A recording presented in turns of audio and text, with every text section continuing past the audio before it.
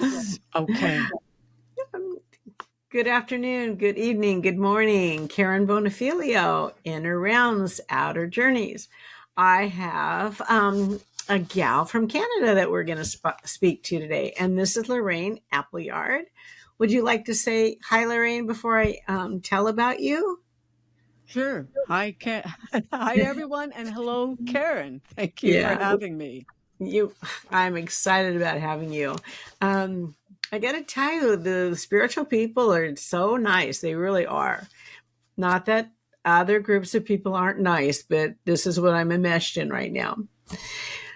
So let me tell you a little bit about her.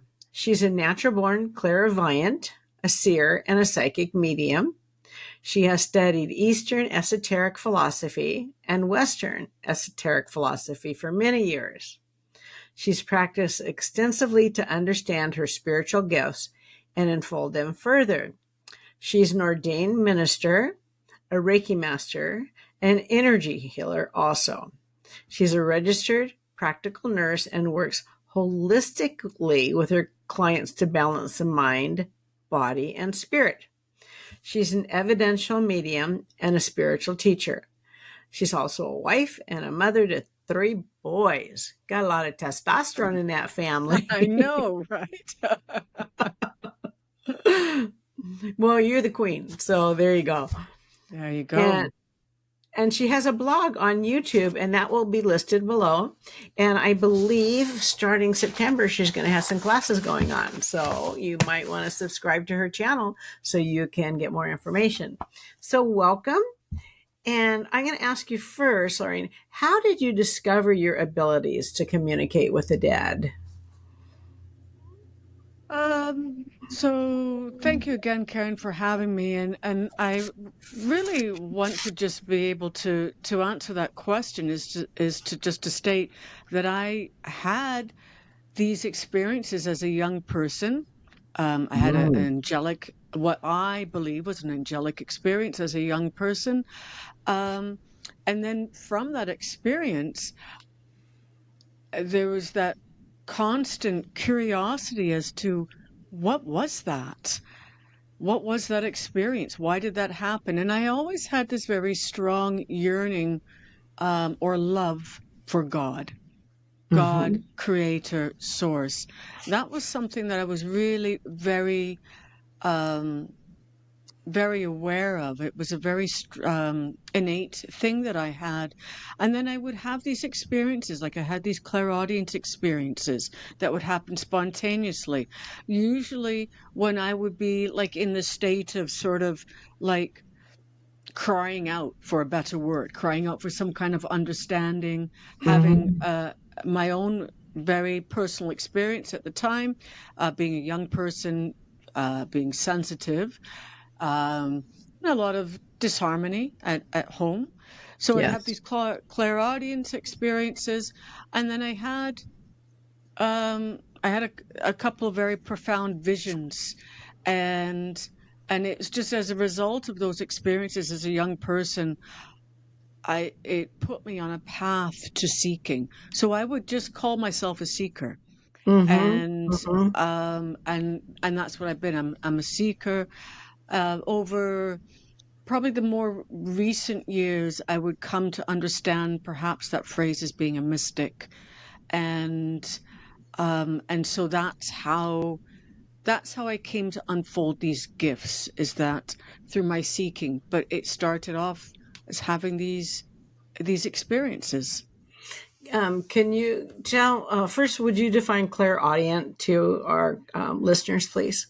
Sure, thank you. So, clairaudience is a phenomenon where we may hear a voice. It can happen Mm-hmm. externally from ourselves, meaning it might sound like it's happening in the environment, or we may hear a loud voice within our head. And it's not that inner thinking voice that we have. So, Mm-hmm. clairaudience simply means clear speak or clear hearing. And that was the experience that I have. So I call myself a clairvoyant and a clairaudient because of this. But that was what I had. I had this voice speaking to me, Mm-hmm. and it was like that was weird. Yeah, as a young What child is it? too. But yeah, but yeah, at the same time, because of that very strong faith of God, to me, I interpret it as the voice of God. That's how I understood it. And so I wasn't frightened. I No. thought, well, God was speaking to me. Um, yeah. So that was the experience that I had. And the visions that I had, I believe, came from God also. That, again, that was my understanding at the time. Hmm. Can you tell us about one of those experiences that you had as a young child? So the first experience that I had, um, it was just simply that I had a lot of growing pains as a kid, and Hmm. um, it was very, very painful. And that, so I'd get up in the night, or my mom, either my mom or my dad would come in and they'd rub my legs for me because it was very sore. So I would have been around like kindergarten, grade one type of age. Okay. And this one particular night, the pains were so bad, Mm. and I'd gotten up, and it was middle of the night, and I was sort of was hoping one of my parents would have heard me, but they didn't. So I sat outside their room, sort of like on the floor, just sort of like, being very in a lot of pain, hoping that they might hear me. And then I ended up going back to my bedroom, and I started to pray. My mom was a Catholic, and so she would read the children's Bible to me and all that. And anyway, and she had some experiences as a young person with the power of prayer. So I started to pray. And it was just about praying to have the relief from that pain that That I was pain. having. Uh-huh. And then there was like this warmth, this presence that started to emanate in the room. And it felt very loving, very warm, and it was almost like this golden hue, this golden light, and I just felt this presence there. And I remember falling asleep shortly after, like I can't say that if in my recollection did the pain go away, but I can tell you that I felt reassured, I felt good, and I fell asleep. But that experience, it was like, what was that? Yeah. And it Yeah. it was that experience that had what prompted me to always have this curiosity, this seeking for something beyond our physical world. Hmm. So I knew that there was something beyond our physical world from that experience. That happened at a young age for you. And did you share that with your mom or No, dad? I never shared that with anyone, um, not even my mum. In Hmm. fact, the experiences that I had as a young child with clairvoyance and clairaudience, I didn't ever share them. It was Hmm. something that I didn't actually start to share really until only in the last few years, on like as I was really comfortable with my mediumship and talking about spirituality. Hmm. Um, and because I grew up in a home where we just didn't really talk about things. I'm naturally a fairly closed person. I don't share my own personal experiences very easily, but I've learned to share them for a purpose, Hmm. in a spiritual way, in a spiritual forum. And I always believed these experiences served a purpose, but I didn't Right. talk to my mom about it. Well, I don't know about your dad, but I know your mom is still living. Does she know about your abilities? Have you shared them with her now? So my mom, because of I had a vision once as a kid, and that vision was that I had Jesus Christ come to me, and in this Mm. vision, I was told that you have this ability the same that I do, the same as Christ did. And I Mm-hmm. processed it on this level very much as a 9-year-old might, and it was a really confusing vision. Yeah. So I'm gonna address that in two parts. So it was indeed a vision, but I went to my mum the following day and I said I had a dream, because I didn't even have the word for a vision. I had a dream. I dreamt that Christ came to me and said that I could do the same that he could. And she said, "Well, that's the devil then." Yeah, I was going to think that might be the reaction. So Yeah. so I didn't talk about really anything, although my mom's always known that I've been spiritual. Like she knew that I would do seances and the Ouija board and the pendulum, and that I was inclined that way. She was very, very dead set against. Now that Oh. experience very dead set against. Very much so. And so no, it's always been something that I've never talked about to my family. Mm-hmm. Now that vision that also guided me throughout, like, that created that catalyst of seeking and understanding spirit, this Mm-hmm. human journey, and what was that all about? I do believe that vision really related to the fact that we all have that innate ability. Even Mm-hmm. though that vision was about you, you have the same ability. You can do what I can do. I understand that now, that we all have the spirit within and we can all unfold that. We can all and Mm-hmm. that we all have that ability. And At you the were just time, very receptive at that time, too. yes, Yeah. yes, yeah. Because you had cried out for help and you had prayed. So, okay. But I could see why your mom would be, yeah, I could see why she would react that way. Yeah. I understand it too. We're talking a Yeah. long time ago, Mm-hmm. and we're talking about the Catholic Church. We're talking about Yes. Mm-hmm. very fundamental religion. And she's gone on to be an evangelical Christian, even more fundamental religion. So I understand. Okay. But you're an ordained minister.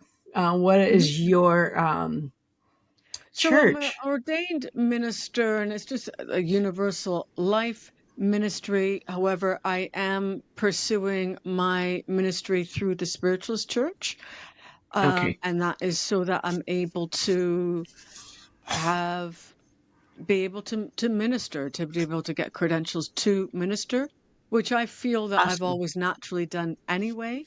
Mm-hmm. And with my own empathetic, empathic abilities, my own spiritual abilities, and through nursing, I feel that that was always a very natural. Uh, I'll call it an ability, because I don't believe that everyone has the ability to nurture another's soul. Mm-hmm. That's to me what ministry is about. Okay.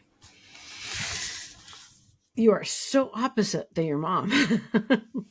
So opposite, but I will say, and it's interesting because um, I mean, I'm studied theology. I'm familiar with world religions, and my mom and Mhm. I, we can talk about the same thing. We can talk about this. We can talk about the Bible. We can talk about Christ. We can talk about the, the things in there, Mhm. and we can talk on the exact same level about the human experience, about being guided. Um, And I'll say to her, "Mom, we talk about the same stuff, but you call it your thing, and I call it mine, and yet you can't That's meet good. me where I'm at." That's very, very good. Very, very good. Interesting. And tell me what the process is like when you have a reading, when you work with someone with and you connect with spirit. And so For myself, and it's probably the same for anyone that really works with mediumship, is that as we Mm-hmm. learn to control our spiritual abilities, because that's really what it is, but we have them spontaneously, and then we're learning how to control them so that you can have these experiences at will when you want to, when you need to, Mm-hmm. and be that channel for spirit to come through. So it would just be a matter of grounding myself, of being fully present, clearing my mind and going inward to be centered within my soul, and then expanding that energy, that light out to connect with the spirit world, calling in my guides and setting those intentions to work with spirit for the highest good for the individual that's before me, Mm-hmm. whether that be for a psychic intuitive reading, spiritual guidance, or working evidentially with mediumship. Mm-hmm. Well, then I need you to explain something to me. Evidential mediumship. To me, evidential is that it can be proven. Is Yeah, that okay? it is. So when we talk about evidential mediumship, we talk about working with a spirit communicator that is able to give evidence of who they are. So, meaning, I have mum here. She would have passed from um, cancer. It would have started in the breast and it metastasized. She was 65 when she passed, and then going through those life experiences. So really, it's I being see. able to give evidence, Got it. proof of the continuation of the soul beyond the physical plane. And so evidence of their life and evidence that they are continuing to live beyond the physical plane. And how do we give Okay. evidence that they are continuing beyond the physical plane? By then perhaps giving evidence of the sitter's life, by Mm-hmm. bringing forth these memories, by saying, hey, when you did this on that particular day, I was there with you. I saw that. So this is, or you had a child after I passed. How do I Right. know that? Because I was there, because I'm aware. I continue on in the world of spirit. Okay. Do you ever come across, even though people are coming to you, do you ever have skeptics that think, "Oh no, she doesn't know what she's doing," type thing? Um, so uh, I'll say that I've had people with a healthy level of skepticism. I feel that, and that's okay. I've been challenged sometimes in some readings where you get someone that comes in, arms crossed, and they're like, give me what you got, make me believe kind of thing. Mm-hmm. Um, so yes, I've had those experiences, and I've always been able to, I believe, always been able to provide enough for them to soften and become open to the process, right? Because it really does, for it to really flow, for it to really work well, your sitter, your recipient Mm-hmm. needs to be open, And I I haven't believe. and I haven't heard from anyone that was working with a skeptic where they didn't turn them around because they were able to provide evidence of only something they would know. Yeah. But I would And hope and that that also, not to say that there haven't been times that there have been more challenging than others, but I've always been able to turn someone around with a reading. Um, and sometimes I feel that that is really even just the way that you approach them, the things that you say, and also perhaps giving an explanation of how it works, right? hmm And that can also be enough just to soften someone up. hmm hmm So grief is a hard one because grief comes in so many visits in so many ways, through disease or sudden death. And when someone comes to you, how do you handle that loss of a loved one where they are so significantly impacted by that loss? Well, that's part of the reason why I had wanted to really work on my ministerial work in Mhm. order to be able to have all the tools to be able to help someone. I believe that my nursing career was really groundwork for me working spiritually because I Mm. did work with people um, experiencing grief and loss. Uh, it can be difficult to connect with someone sometimes. When they're very, very heavy in grief, it can be difficult for spirit to come through Yeah. when the sitter is very, very heavy in grief, just because of that very dense vibration. Um, but I believe meeting them in a space of compassion and love and understanding, I believe that is healing for the individual. Hmm. And Hmm. I work heavily with my guides. And it may mean giving a little bit of Reiki in that moment just to help bring their energy up, calling on my healing guides. But I really believe it's the manner of which we're able to approach them. And because of my nursing background, I have the ability to talk to really anyone, on any sort of demographic, and to Hmm. feel comfortable with them. And I really do believe that was spirit prepping me for this work, because I didn't want to nurse. I didn't want to do that, but I do believe it allowed me to Hmm. have a better understanding of the human experience, Hmm. to see the physical body, to be able to experience the physical body, what it looks like when spirit leaves, when your own soul leaves, to have aware of that vitality. But it provided me with a lot of experience, but through that, it was really learning to interact with people on a very loving, compassionate, yet professional level. Hmm. Um, have now I was present when my mom passed, and my hospice nurse and myself, we were touching her, and when she passed, the lights flickered, and Mm. then the hospice nurse said, "Did you see that?" And I said, "No," and she flickered them again, and then one more time for when the caregiver came in. But I didn't see her leave her body. Is that something you can see when the spirit does leave the body? I have had the opportunity to see it a couple of times, and that's and it's because of my clairvoyance, Uh um, huh. that I Hmm. was able to see that.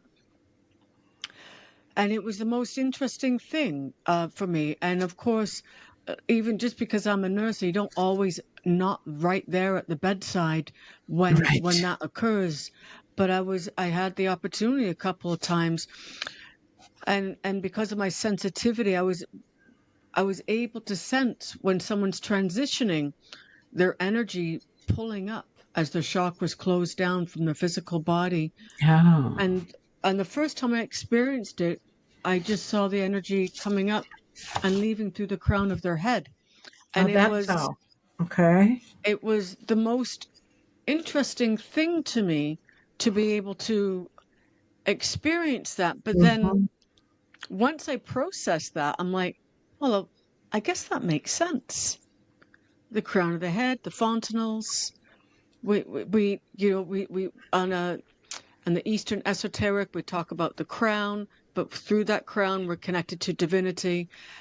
So it made sense to me, but to witness it, to observe that, Hmm. it was a really just profound moment. It I can was just imagine very that. profound. Yeah. Profound and humbling too, that you were able to It see was. that. Yeah. And through that experience, it also made me aware. that it is a transition. It is a transition from the physical world to the spiritual world. But it made me aware that there are many different cultures or societies that treat this transition on a very sacred level. Mm-hmm. It's not one that's fearful. It's a very sacred journey. We are assisting that transition. And in our Western world, and so I really studied a lot the differences between different cultures and our Western culture. And our Mm-hmm. Western world is one that's devoid of spirit, really. It's devoid of understanding the journey. And we have these initiations at various different times of our life. We all go through these different initiations. But the greatest initiation that we have is that when we transition from the physical to the spiritual world. Mm-hmm. So it was very humbling indeed.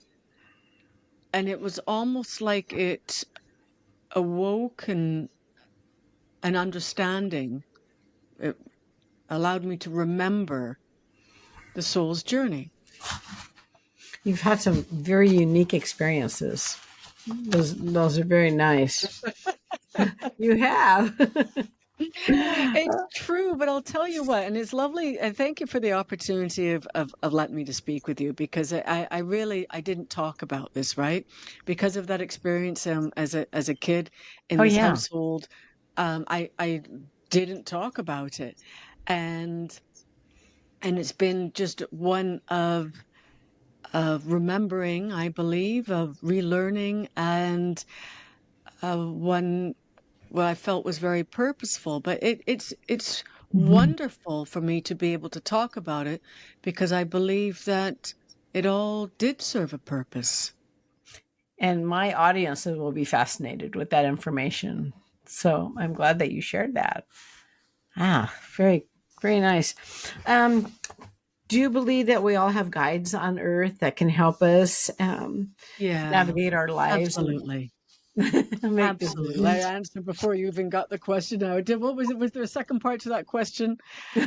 Guides that we all have that Yeah. make our lives so. And I know that this is kind of be tricky. This is tricky, like, but that people sometimes when they come to me for a reading, they're like, "Well, I don't have guides. Why can't I feel my guides? Or what's going on?" But I do believe that we all have a guardian angel. I Mm-hmm. believe that absolutely. I know that. I've seen my children's. I had like it's very interesting. When my children were little, I remember my little guy running down the street, and he's sort of like wobbling, and I literally had seen his guardian angel. Guardian angels are very close to us when we're children, when we're young, and then they do sort of draw away a little bit more as we get older, and it really sort of allows for the development of the self, the Mm-hmm. development of that being. But I was able to see that guardian angel, and it was just he was about maybe 2, and it was just simple. It was just him running along, and then sort of like, whoa, tottering on the curb kind of thing. um but our guides are different. They're different spiritual beings than Yes. Uh-huh. angels. But we have our ancestors that walk with us, from our line, our ancestral line, and we have guides that are with us, that are to assist us with our earthly journey. And I do believe that these are pacts that we have Right. prior to our incarnation. Mm-hmm. I believe that they're part of our soul group that we may be incarnating with, or have had previous incarnations with. Um, but I do believe that we all have them. It's just that we're not aware of them. However, I believe that we all have hunches, we all get little nigglings, we all get little close Yes. calls that make us think, hey, why didn't that happen? Like that was a close one. Someone And intervened. someone intervened. Mm-hmm. I believe that when we contemplate something and our soul cries out for help, for guidance, that our guides pop things into our path. Mm-hmm. for help. right? Whether it be like nudging us to the TV, here you go, and then Mhm. seeing something that's so very like, synchronistic. Uh, So, you would know, you so suggest that people just start talking to their guides? How can they get that relationship when they don't think that they have them? yes, and so it really does come just like that, being open to the concept, being open to the idea, being open that there's something greater than here in the physical world. And the Hmm. more that we start to open ourselves up, then just setting those intentions. I want to learn more. I want to learn more about my guides. I want to learn Hmm. more about who may be helping me in my path, or give me a sign, and being open to what may be coming, what may come to us in forms of a sign. Ultimately, it starts with learning to slow down, learning to be present, learning to quieten the monkey mind, giving ourselves that space for these opportunities to happen, and then allowing ourselves to become aware. And we'll have this, we'll get this spontaneously, but it really is first allowing ourselves to be open to the possibility. And then once we make that little bit of shift, then that's when spirit starts to step in and is closer to us. Once we set these intentions, I want to Hmm. know, I want to understand, spirit's like, all right, here we Yay. are. And are Yeah, you able to help people connect with their guides also? I do. I do that, yes. Mm. And it's a really very simple process, but it's learning to be able to connect with them and understand their energy signature. So when we know that when they're present, we can do this in meditation, Hmm. um, by going into meditation to set the intentions to have our spirit guide come meet us. In fact, I have a meditation on my channel for just that. But I also do that with my students when they're working with me with their with the psychic development and mediumship, where we connect with the guides, learn to feel their energy signature, um, learn how they work with us. Yeah. Okay. As you were talking, I realized that I have never um, introduced the topic of soul families. Mm. Would you like to talk a little bit about that? So my soul families, how I understand it, are people that we continue to incarnate with over many lifetimes. And this is the concept that we are a group of souls that are in sort of what we call an oversoul group, but we have similar paths, similar Mhm. journeys, and therefore there's a bond between us. But we incarnate together, and through this process, we balance out our debts, we balance out our karma, we are um like I call it, I might call it playing for lack of a better word, but we may incarnate in different roles, different personalities to in order to have different experiences, but we're incarnating with those that are part of our soul group. I had yet another really profound experience once. I'll just share it with you because it touches on this. It's when I was pregnant with my first son, who's now 20. And I was very much really on my journey at this time, and I was very much into the ideas of reincarnation and soul families and what is this all about. And part of that was because I had the very inherent awareness that my incarnation with my parents, like I was like, bloody hell, like incarnated with these individuals, like what is the sense of that? But To my learn. guide at the time, yes, it was like it serves a purpose. Hmm. And I really then was able to sort of see things a little bit differently, a little bit more compassionately, and I really believed Mhm. that there were things that were being experienced that were for my own learning and for their own learning and understanding, for their Right. own soul Right. growth, Right. as difficult as it was. So I had gone to see an individual that was in our city for a very long. He did readings. He did psychic tarot readings, and he had a bookstore called Ways to Wisdom. And when I first went to this bookstore, it was an occult um, store, so it had everything there.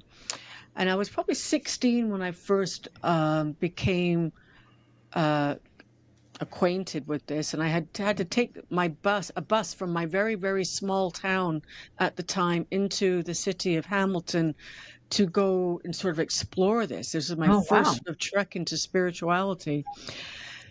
So at one point, visiting this store, I would go regularly, and then when I was pregnant, I went to him for a reading, and I had a tarot reading, and it was very, very interesting. But then he had asked me at the end, "Do you have any other questions for me?" And I said, "This baby that I'm having, did I share a past life with them?" Oh, cool And question. I know, right? He pulled over the card and there was it was the star card, which Mhm. if you're not familiar with tarot, and I've studied tarot extensively, like for my many decades also, he pulled it over, but I know that he was shocked, in awe, when he pulled that card over, and he just looked at me and he said, "What made you ask that question?" Oh, Because God. he was shocked Mhm. by the response. Yeah. And I said, "I just felt guided to." Mm. And he was like, "I believe yes." Mhm. But then it opened up more experience, more seeking. So everything has just been layered for me.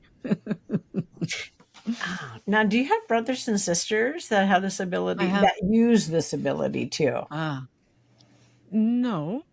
Oh. I mind you, I have a brother who's very creative. And I will say that the Excuse me. creative mind he's very creative. He's a musician. And I'll say that the creative mind is very feeling, it's very intuitive. Yes. I did have a grandmother that was very psychic, very intuitive, and that the whole family knew about. So I'll just sort of speak to those points. God, kudos to you for following your path, because you did have some things against you that could have changed that path so easily for you. Your mom could have shut you down at a very early age. And the truth is that I hear from a lot of people that are coming into their spiritual gifts later in life that feel that they were shut down for various reasons.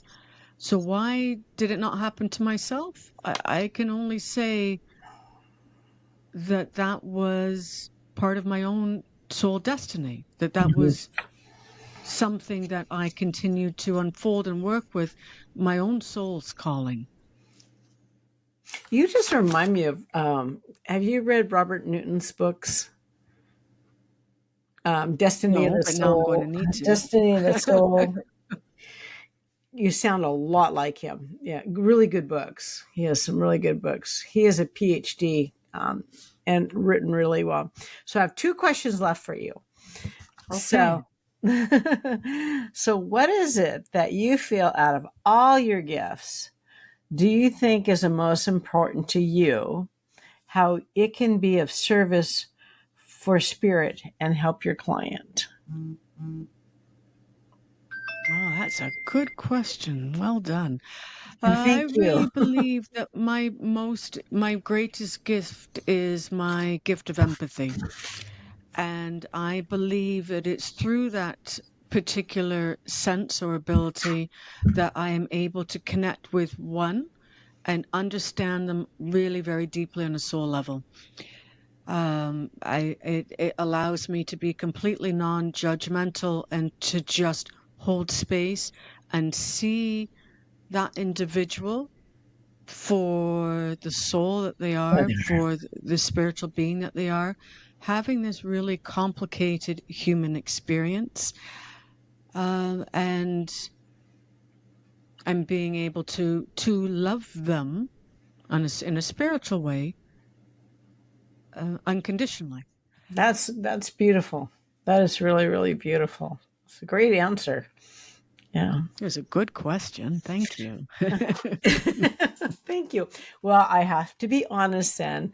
One psychic medium that I was interviewing had suggested that I ask that question to everyone.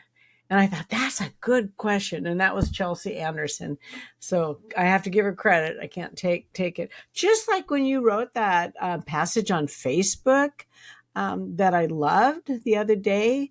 And I told It was you, about the creek, yeah. And right? then, yeah, it was beautiful. In fact, I have it written down here on my desk. Hmm. And I have your name on it too, because I'm not going to take credit for somebody else's words and thoughts. But it was gorgeous. Do you mind do you want to say it, or do you want me to read it? By all means, you may. You've got it right in front of you. Okay, so I was reading a post that she had written, and she wrote, "Healing unfolds in spirits, not shortcuts. The winding road is not a mistake. It is how we shaped, refined, and prepared for what's ahead." And I thought, oh my God, that's brilliant. That just speaks to me so well. So, Lorraine, I thank you for coming on. It has been a delight meeting you. And is there anything else you would like to share with the audience before we sign off? Just really, just to that point of that passage that you did just read, because I wasn't sure. I do write many, that's the truth. Yes. And so I couldn't remember which one it was that you felt really touched by. But Beautiful. that's been part of my own soul journey. That's how I understand it. Mm-hmm. That there's been many, many pitfalls, but I've always believed those words, it all serves a purpose. And with each step, I believe it's brought me closer to an understanding, to refining my own soul and having a deeper understanding of myself and ultimately the Mm-hmm. world around us, because we're all connected. We are. We All of are us. all connected. Even you in And Canada so and me down here in the States. that is right.